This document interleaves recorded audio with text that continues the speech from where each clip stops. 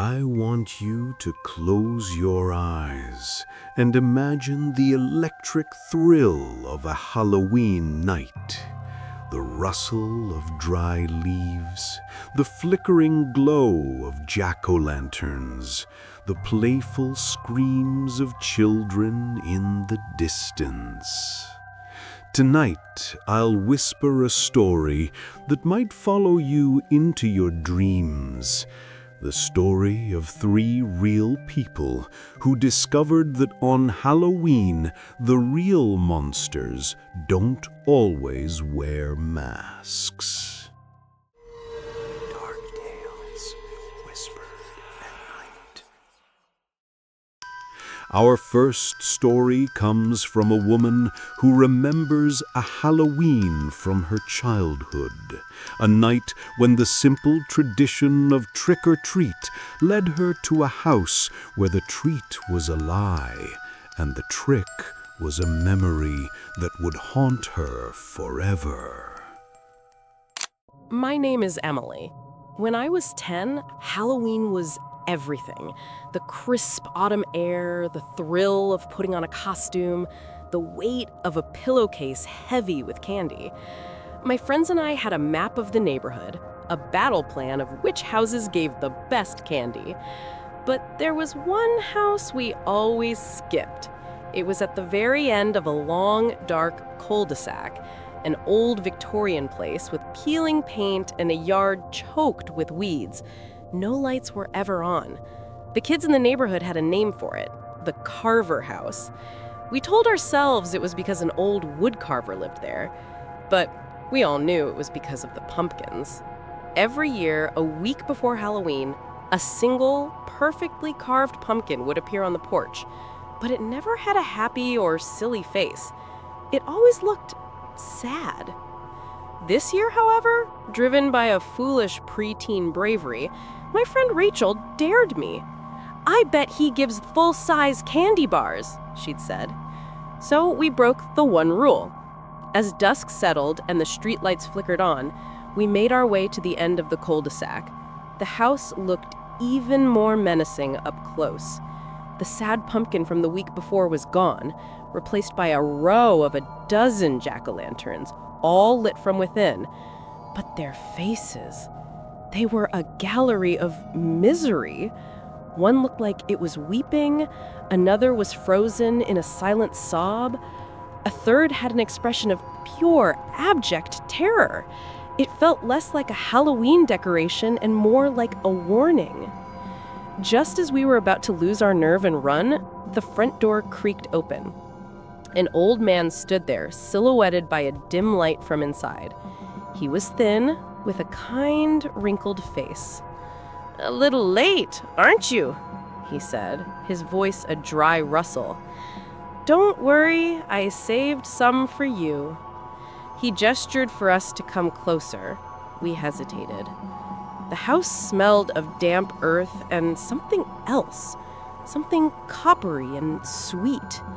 He must have seen the fear on our faces because he chuckled. "Don't mind the mess. I'm just in the middle of my masterpiece for tonight." He held up a large, unlit pumpkin and a small, delicate-looking carving knife. "Every year, I make a special one for Halloween night itself. Come on, I'll give you a sneak peek." Curiosity won over fear. We crept onto the porch. The old man didn't give us candy. He just turned the large pumpkin around. The side he had been carving was a chaotic mess of lines and gouges, nothing like the eerily perfect faces on the other pumpkins. It looked unfinished, disappointing even. We must have looked confused because he smiled again, a strange, distant look in his eyes. "Ah," he said softly, "you can't see it yet. It's not finished. It's missing the most important part." He looked from the pumpkin to me, then to Rachel. "It needs the eyes." His gaze lingered on us for a moment too long. A cold dread, sharp and sudden, pierced through my candy-fueled excitement. We didn't wait for candy. We mumbled a "thank you" and fled, our feet pounding on the sidewalk, not stopping until the light from his porch was just a tiny, flickering star. The next day, the house was empty. The police were there. The old man had died in his sleep, they said. But when they cleared out the house, they found something in his basement. A collection, dozens of old, faded photographs of children from the neighborhood dating back years. And beside each photo was a small, grotesquely detailed carving of that child's face, captured in a moment of pure, unadulterated terror. He wasn't just carving pumpkins. He was practicing. For some, Halloween is a job, a night spent creating scares for others. But our next story is from a young man who, while working at a haunted attraction, encountered a performer who wasn't on the payroll and whose mask wasn't a mask. My name's Logan. For 3 years in a row, my October job was being a scare actor at a local farm's haunted corn maze. It was an easy gig. You put on a costume, hid in the corn, and jumped out at groups of teenagers. My spot was in the Scarecrow Alley, a long, narrow path lined with a dozen scarecrows propped up on crosses. The rule was simple. Stay still until a group approaches, then lurch forward and enjoy the screams. We all had walkie-talkies to coordinate and to call for help if anyone got too aggressive. That night was the big one, Halloween itself. The air was cold, the moon was full, and the crowds were massive. I was at my post, enjoying the rhythm of the scares. But around 10 p.m., I noticed something was off. There were 13 scarecrows in the alley. There were only ever supposed to be 12. The 13th one was at the far end of the path, almost hidden in the shadows. It was taller than the others, and its costume was better, more authentic. Dirty, ragged clothes, a burlap sack for a head with crude button eyes. I figured management had just added a new prop without telling us. I radioed my supervisor, a guy named Owen. "Hey Owen, did we add a new scarecrow at the end of the alley?" The radio crackled. "Negative, Logan, just the usual 12. Why?" A knot formed in my stomach. "There's 13 out here. There's a new guy at the end." Owen sighed, annoyed. "It's probably just one of the floaters trying to get extra scares. Tell him to stick to his zone or I'll dock his pay." So during a lull between groups, I walked down the path. The air grew colder the closer I got. "Hey man," I called out. "You're not supposed to be in this zone." The figure didn't move. It was completely, unnaturally still. The other scare actors, we all fidgeted. We swayed a little. This thing was a statue. "Dude, I'm serious," I said, getting closer. "Owen's gonna be pissed." I reached out and tapped its shoulder. It felt wrong. Not like cloth stuffed with straw, but firm, solid. It slowly turned its head, the movement stiff and silent. The button eyes seemed to stare right through me. "This isn't your spot," I said, my voice shaking a little now. "You need to leave." It didn't respond. It just lifted a single, gloved hand and pointed. It was pointing back the way I came, towards my post. Then it slowly lowered its arm. A wave of pure, primal fear washed over me. This wasn't an actor. This was something else. I backed away slowly and ran back to my spot, my heart hammering. I told Owen over the radio what happened. He told me to stop messing around.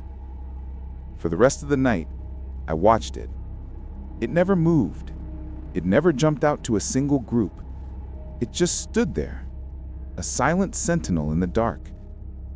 At closing time, when we were all packing up, I looked down the alley. It was gone. The cross it had been on was empty. We did a howd count. All the actors were accounted for. Owen laughed it off, saying I was getting spooked by my own props. I quit the next day, but I went back to the farm a week later, in the bright, safe light of the afternoon. I walked out to that cornfield, and at the spot where the 13th scarecrow had stood, I found something on the ground. half buried in the mud. It was a single, old, worn-out leather boot, and inside it, packed tightly with dirt and straw, was a small, human tooth. A Halloween party. A house full of friends, music and laughter. The safest place to be, or so you'd think.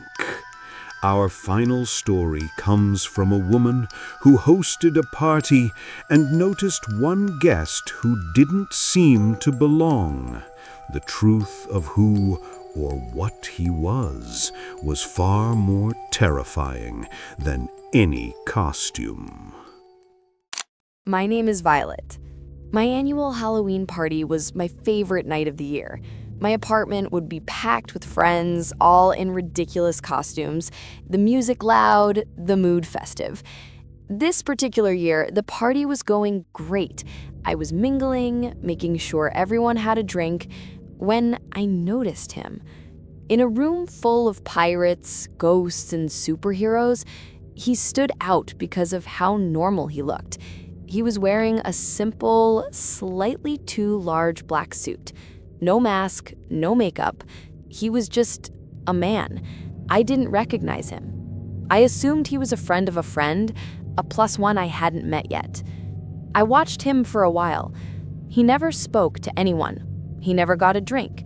He just stood near the wall, a faint, polite smile on his face, observing the chaos.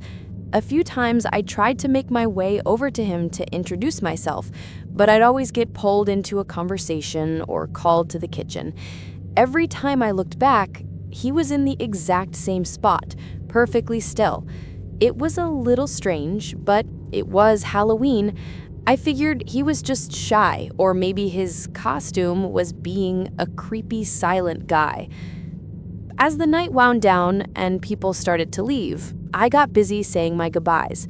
The last group of my friends left around 2 a.m., and I finally locked the door, exhausted but happy. I turned around to start the daunting task of cleaning up, and my blood ran cold. The man in the suit was still there. He was sitting in an armchair in the corner of the living room, the one corner the light from the kitchen didn't quite reach. The music was off, the apartment was silent, and he was just sitting there staring, not at me, but at the blank wall opposite him. I couldn't breathe. Every horror movie scenario flashed through my mind. "The party's over," I said, my voice coming out as a shaky squeak. He didn't move. He didn't even seem to blink. He just sat there, a statue in a suit. "You have to leave," I said, trying to sound firm, my hand reaching for my phone on the counter. He slowly turned his head, and for the first time, I saw his face clearly. It was utterly, completely blank. No features, no eyes, no nose, no mouth, just a smooth, pale expanse of skin, like an unfinished mannequin. I didn't scream. I couldn't. I was frozen in place as this thing slowly stood up. It didn't walk towards me. It walked towards the wall it had been staring at. It reached out a hand and touched the drywall. And then it just walked through it. It passed through the solid wall as if it were smoke and was gone. I stood there shaking until the sun came up. I called the police, but what could I say? I called my friends, but they all swore they had never seen a man in a suit at my party. They thought I was drunk or crazy. I moved out a month later.